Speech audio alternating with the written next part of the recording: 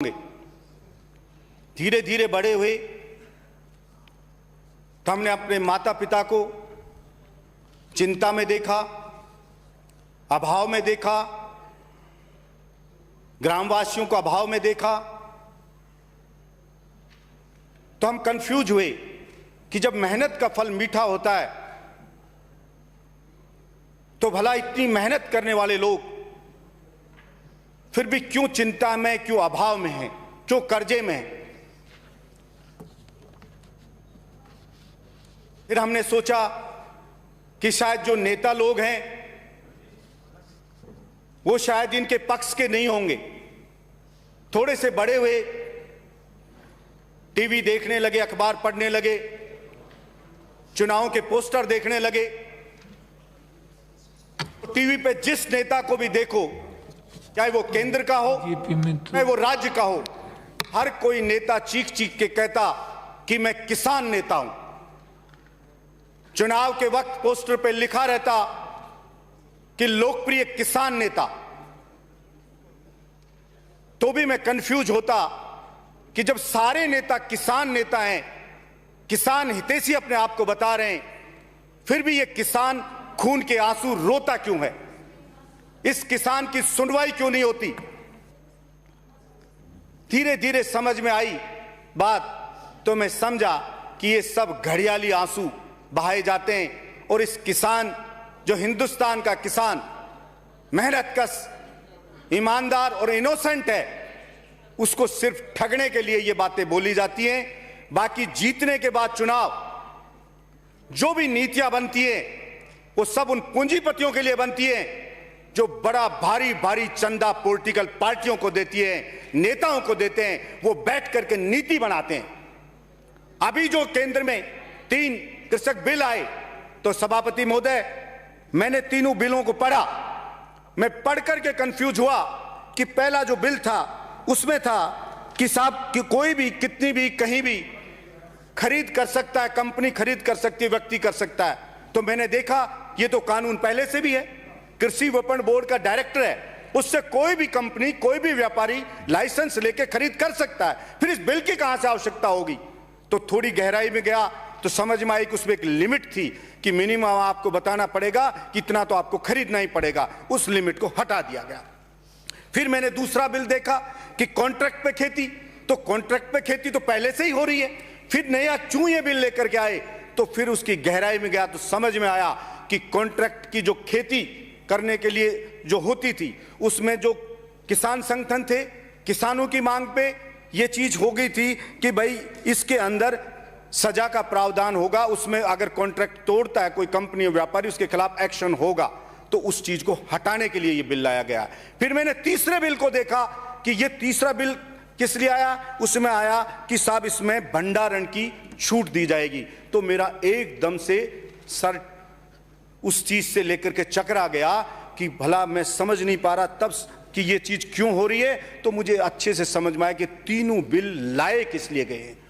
तीनों bill, 3 bill तो अलग अलग हैं, बाकी ये सब एक ही बिल है एक तरह से देखें तो। और ये मैं अच्छे से समझ गया, मुझे समझ आ गया कि इस कोरोना में देश बर्बाद हो गया, मजदूर बर्बाद हो गया, किसान बर्बाद हो गया। जब कहते थे घर बैठ करके खाना खिलाओ, मेरे देश के किसान ने घर बैठे हुए हिंदुस्तान की जनता को खाना खिलाया और सबके सब बर्बाद हो रहे हैं। और ये अडानी अंबानी की कई गुना संपत्ति क्यों बढ़ गई, ये मेरे को समझ में ये इस बिल देख करके आया कि ये इसलिए हुआ कि अडानी और अंबानी का पेट नहीं भर रहा। उनका पेट इतना बड़ा हो गया है जो सब कुछ खा गए, एयरपोर्ट खा गए, रेल खा गए, देश को खा गए, फिर भी भरने का नाम भी नहीं ले रहा है। तो अब कहते हैं इस किसान को भी जड़ मूल से खाना चाहते हैं, उस किसान को, इसलिए बिल लाया गया है। और इस बिल में ला करके होगा क्या सभापति महोदय, जैसे मेरे कई साथियों ने बताया कि जियो आया कि फ्री के अंदर आपको नेट दिया जाएगा, फ्री में आप बात करिए। और जो एयरटेल जैसी दूसरी कंपनियां थी स्थापित, उन सबको भी खा गया और आके पूरे मार्केट पे कब्जा कर लिया और फिर कह दिया कि आप पैसे देने पड़ेंगे, ताकि लोगों को मजबूर कर दिया। यही होगा कि मंडियों को बर्बाद कर दिया जाए, क्योंकि मंडी में कंपटीशन होता है। मंडी में जब लेके किसान जाता है, वहां पे और भी व्यापारी होते हैं, बोली लगती है, एक व्यापारी बोली लगाता है, दूसरा भी लगाता है, तीसरा भी लगाता है, तो प्रतिस्पर्धा होती है। प्रतिस्पर्धा से उसको ठीक सी रेट मिल जाती है। जब ये सब हो जाएगा, मंडियां खत्म हो जाएंगी, सब चीज खत्म हो जाएगी, और फिर ये जो बड़े लोग हैं, क्योंकि उनके पास पैसा है, किसान के पास इतना पैसा नहीं है, छोटे आदमी के पास इतना पैसा नहीं है कि भंडारण कर सके, वो वेयर हाउस बना सके, वो कोल्ड स्टोरेज बना सके, और अडानी अंबानी आएंगे और सब कुछ खरीद लेंगे, वेयर हाउस बड़े बड़े बना देंगे और कहेंगे मंडी से ज्यादा पैसे में खरीद रहे हैं। और जब सब कुछ बर्बाद हो जाएगा, सब भंडारण कर लेंगे, पूरे देश का अनाज सब कुछ कर लेंगे, फिर कहेंगे कि आप मुंह मांगी रेट पे इसको मार्केट में बेचेंगे और आपको लेना पड़ेगा, जनता को लेना पड़ेगा और वो प्रॉफिट कमाएंगे। इसलिए ये भंडारण की शर्त को हटाया गया है। इसलिए मैं कहना चाहता हूं कि मेरे राजस्थान की जनता ने, आपने मांगा केंद्र के लिए कि हमारे को 25 की 25 सीट दो, मेरे राजस्थान की भोली भाली मेहनत कश जनता ने 25 की 25 सीट जिता करके आपको दे दी। ऐसे ऐसे लोगों को जिता दिया एमपी, जो जीतने के बाद जनता को गांव में जाके जीत कर धन्यवाद तक देने आज तक नहीं आए। गांव के अंदर जनता ढूंढ रही है उनको, लेकिन उनको रिकॉर्ड मतों से जिता के भेज दिया, इस आशा में कि शायद हमारे लिए कुछ होगा। उन्हें बड़े बड़े सपने दिखाए गए थे, लेकिन आज वो जनता ठगा सा महसूस कर रही है। आप लोग ये कहते हैं कोई विरोध नहीं हो रहा है, कोई कुछ नहीं हो रहा है, ये इनोसेंट मेहनत कश मिडिल क्लास परेशान लोग हैं। 2 जून की रोटी कमाने के लिए दिन रात भाग दौड़ कर रहे हैं। छोटे छोटे किसान हैं, 2 बीघा 4 बीघा का, चिंता में बेटे की फीस कैसे भरूं, बिजली का बिल आ गया, बिल कैसे भरूं, वो संघर्ष में जुटा हुआ है कि मेरी इज्जत को कैसे बचा लूं। आप उससे सड़क पे आके कहते हो जंग लड़के बता, अरे भाई आप पावरफुल लोग हो, वो बेचारा आपसे नहीं लड़ सकता, जंग नहीं लड़ सकता, लेकिन इसका मतलब ये नहीं है कि वो आपसे जंग नहीं लड़ सकता तो उसकी गर्दन काट दी जाएगी, नहीं कटने दी जाएगी उसकी गर्दन। और आपको वहम हो सकता है, वहम हुआ था नंदवंश को भी कि कोई ये चाणक्य जो आया है ये मेरे सिंहासन को नहीं हिला सकता, ये चंद्रगुप्त है ये मेरे सिंहासन को नहीं हिला सकता, लेकिन उनको धूल चटा के मिट्टी में मिलाया, इस बात का इतिहास गवाह है। इसलिए किसी भी व्यक्ति को यह अहंकार नहीं होना चाहिए और किसी भी व्यक्ति को कभी शरीफ आदमी को कम करके नहीं आंकना चाहिए, क्योंकि मेरा मानना है कि जिस दिन शरीफ आदमी, मेहनतकश आदमी, ईमानदार आदमी, जिस दिन वो जग गया और जिस दिन उसने ठान लिया लड़ने के लिए, तो फिर ये जो ढोंग ढांग कर करके बनने वाले लोग हैं उनकी औकात नहीं है कि उनके सामने क्षण भर वो मुकाबला कर लें। इसलिए मैं आपसे निवेदन करता हूं, बाजरा मेरे राजस्थान में, बाजरा सभापति महोदय पूरे हिंदुस्तान में जितना बाजरा पैदा होता है उसका 41.3% बाजरा राजस्थान स्टेट अकेला पैदा करता है। लेकिन मेरे को बड़ी अफसोस हुआ कि कोई भी यहां विधानसभा में भी इस बात की चर्चा नहीं करता कि जो मुख्य फसल है हमारे राजस्थान की उसको एमएसपी पर क्यों नहीं खरीदा जा रहा, उसको एमएसपी पर नहीं खरीदा जा रहा है। और अब लोगों ने कहा चिट्ठी नहीं लिखी, वो नहीं लिखी, सिर्फ एक बार 16 में जब खराब हो गया, दबाव पड़ा, तो एक बार बाजरा खरीदा गया। नहीं, पहले भी बाजरा नहीं खरीदा गया। खत्म कर रहा हूं सभापति महोदय, 2 मिनट लूंगा। पहले भी नहीं खरीदा गया। इसलिए कोई कभी इस बात की किसी एमपी को मैंने आवाज उठाते लोकसभा में नहीं देखा कि वहां पे वो कहते कि राजस्थान में बाजरे की फसल है उसको एमएसपी पे खरीदा जाए।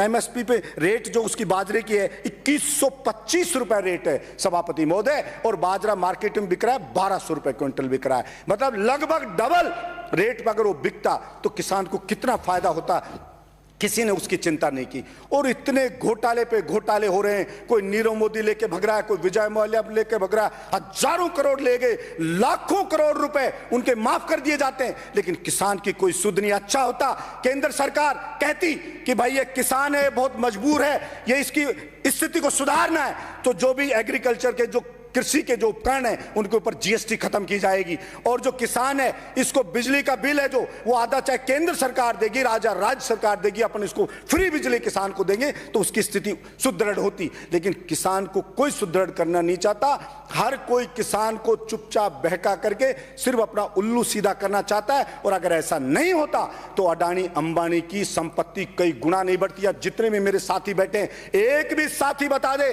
आपके आस पड़ोस, आपके मित्र रिश्तेदार में किसकी संपत्ति साल के अंदर बढ़ी है, कोई भी बता दे।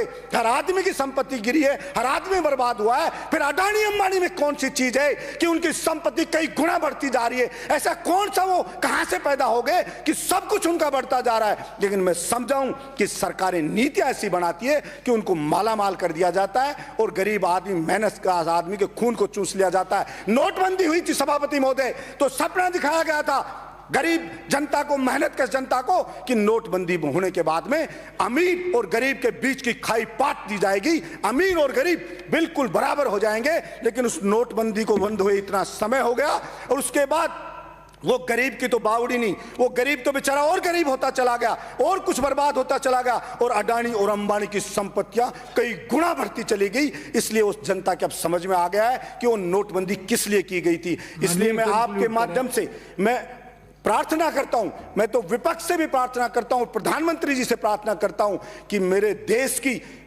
इमोशनल जनता ने आपको अपेक्षा से कई गुना ज्यादा समर्थन दिया है। आप उनकी भावनाओं से नहीं खेलें और जो आपने कानून बनाया है ये गलत बनाया है और आपको लग रहा है कि जनता समझेगी नहीं, मेरे विपक्ष के साथियों को लग रहा है कि जनता समझेगी नहीं, लेकिन आप गलत फहमी में, ये जनता सब चीजों को समझेगी और इस आने वाले उस खतरे को आप देख लीजिए। नहीं देखा तो आगे जो होगा जनता के साथ, वो आने वाली पीढ़ियां हमारे को माफ नहीं करेंगी कि ये काला कानून बन रहा था लेकिन किसी ने विरोध नहीं किया। इसलिए हो सकता है मेरा बोलना, मेरा प्रयास, मैं चाहे आंदोलन करना पड़ा तो वो भी करूंगा, मेरा प्रयास हो सकता है सागर में एक बूंद के जैसा ही हो, लेकिन मैं फिर भी करूंगा। मैं उसी चिड़िया की तरह करना चाहता हूं। जंगल में एक बार आग लग गई तो एक चिड़िया चोंच में भर भर के पानी लाके आग के ऊपर डाल रही थी बुझाने के लिए। दूसरे जानवरों ने पूछा आग इतनी भयानक है और आप चिड़िया जरा सा पानी लाकर के इस आग को कैसे बुझा दोगे? तो चिड़िया ने कहा कि मैं जानती हूं हो सकता है मेरे कहने से आग ना बुझे, लेकिन जब भी इतिहास लिखा जाएगा कि आग लगी तो किस किसने बुझाने का प्रयास किया, तो मेरा नाम आग बुझाने वालों में लिखा जाएगा। इसलिए मैं चाहता हूं जो भी सदस्य इसका विरोध करेगा, इतिहास में उसका नाम लिखा जाएगा कि वो किसान के पाले में खड़ा था, व्यापारियों के पाले में नहीं खड़ा था। और निश्चित रूप से मान के चलिए कि देश की जनता जगेगी और ये अडानी अंबानी है, इनके मंसूबों पर कई पूरे नहीं होने देगी। ये मैं कहना चाहता हूं। किसान का बेटा है, उसको नौकरी नहीं दे सकते, किसान की फसल खरीद नहीं रहे, उसको रेट नहीं दे सकते और फिर भी उसको बर्बाद करने में लगे। कितनी ही भर्तियां पेंडिंग पड़ी हैं, उनको नहीं कर रहे। मैं राजस्थान सरकार से भी मांग करता हूं कि केंद्र सरकार नहीं खरीद रही है तो आप खरीदिए, लेकिन बाजरे की फसल को एमएसपी रेट पे खरीद शुरू करें। जब सारी फसल बिक जाती है सभापति महोदय, तब एमएसपी पे खरीद चालू होती है। क्या पता नहीं है सरकार को, क्या सारे के सारे मंदबुद्धि है सरकार में बैठे लोग कि भाई इसकी एमएसपी पे ये फसल इस टाइम आती है, डेट निश्चित कर दी, आप लाइए फसल को बेचिए हम खरीदेंगे। लेकिन सारी फसल बिक जाती है तब ढकोसला करने के लिए उसको खरीदा जाता है और वो भी एक लिमिट में खरीदा जाता है। इसलिए इस किसान के साथ इतना ज्यादा अन्याय मत करो, इतना ज्यादा अत्याचार मत करो कि आपको नरक में भी जगह ना मिले, ऐसा कृत्य ना करो। यही मैं कहना चाहता हूं। धन्यवाद सभापति महोदय। माननीय सभापति महोदय, आज पूरे दिन अन्नदाता और किसान के जो बिल के पक्ष में और विरोध में जो बातें हुई, आज किसान विरोधी केंद्र सरकार ने जो किसानों के साथ कुठाराघात किया है, धोखा किया है, उन किसान विरोधी बिल का मैं घोर निंदा करता हूं, विरोध करता हूं। और राजस्थान सरकार ने और कांग्रेस पार्टी ने, हमारे नेताओं ने किसान की पीड़ा को समझते हुए जो संशोधन विधेयक जो पेश आज किए और इस पर जो चर्चा हो रही है, मैं इनका समर्थन करता हूं। और माननीय सभापति महोदय, आज मैं सुन रहा था, सबसे पहले मैं बहन अनीता जी की गणित की तारीफ करता हूं। 70 साल बोल रही थी, उसमें अटल जी ने भी शासन किया है, औरों ने भी किया है। क्या मोदी जी के शासन को भी कांग्रेस में मान रहे हैं? शायद उनका गणित तारीफ लायक है।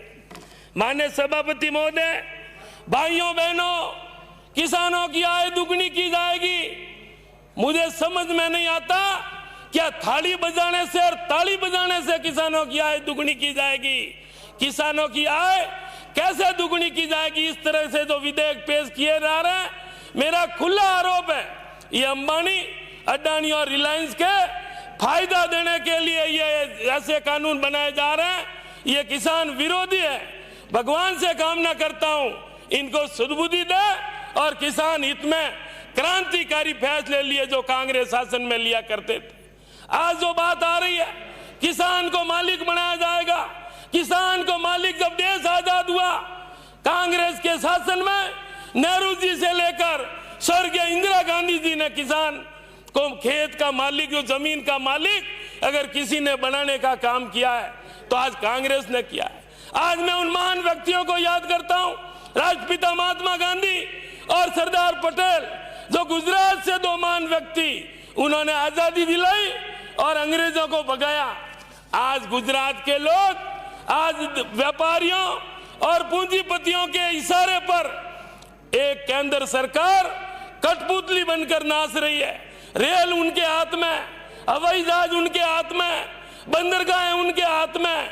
मैं पूछना चाहता हूं कि जब 27% एफडीआई लाई गई, घोर हल्ला मचाया गया, घोर विरोध किया, देश को बेचा जा रहा है। आज क्या वर्तमान हालत है? आज मनमोहन सिंह जी की जो बार बार तारीफ कर रहे थे, उन्होंने किसानों के समर्थन में ये कहा था, तो क्या हम भी तो कह रहे थे मनमोहन सिंह जी ने जो अच्छा शासन किया, और आज बार बार ये भी बात आ रही है 60 साल किया 60 साल में जो कांग्रेस ने शासन किया, और आज 7 साल में किसान और आम जनता अंगुलियां ऊंची कर रहे हैं कि भगवान इनसे छुटकारा कब मिले। आज एक बात और भी आ रही थी, जो हमारे वरिष्ठ नेता आदरणीय राठौड़ साहब कह रहे थे, आपको क्या अधिकार है, आपको क्या अधिकार है? अरे राजस्थान में, राजस्थान की विधानसभा को अधिकार नहीं, तो क्या दिल्ली में बैठी स्मृति ईरानी को अधिकार है? राजस्थान का अधिकार हमारी राजस्थान की जनता के हित में फैसले लेने का अधिकार है, तो राजस्थान की विधानसभा को। माननीय सभापति महोदय, एक माननीय विधायक जी जो शर्मा जी कह रहे थे, आपके क्या हाथ में राज्यपाल जी के साइन होंगे, राष्ट्रपति जी के पास जाएगा? अरे भाई, हम ही जानते हैं ये लोकतंत्र है। लोकतंत्र में जो किसी एक व्यक्ति ने कहा कि जो मैंने कह दिया वो सही है, ये जरूरी नहीं है। ये लोकतंत्र में हम ही जानते हैं प्रक्रिया के तहत जाएगा। क्या आप पहले कैसे कह सकते हो कि ये कानून का रूप लेगा या नहीं लेगा? इससे हमें शक जाहिर होता है, क्या आपके हाथ में है, या आप कोई लोकतंत्र कानून आपकी जेब में, या राज्यपाल जी आपके इशारे पे साइन कर रहे हैं? ये हमारा खुला आरोप है। आप पहले कैसे विधानसभा में कह सकते हैं कि ये कानूनी रूप लेगा या नहीं लेगा? ये हमारा खुला आरोप है कि आप लोकतंत्र की मर्यादाओं को हनन करने का जो काम किया जा रहा है। माननीय सभापति महोदय, आज जो अंबानी और पूंजीपतियों की कठपुतली बनकर आज जो माल कहीं भी बेच सकता है, आज किसान 50 किलोमीटर दूर जाने से डरता है, कहां जाएंगे, बिकेगा नहीं बिकेगा।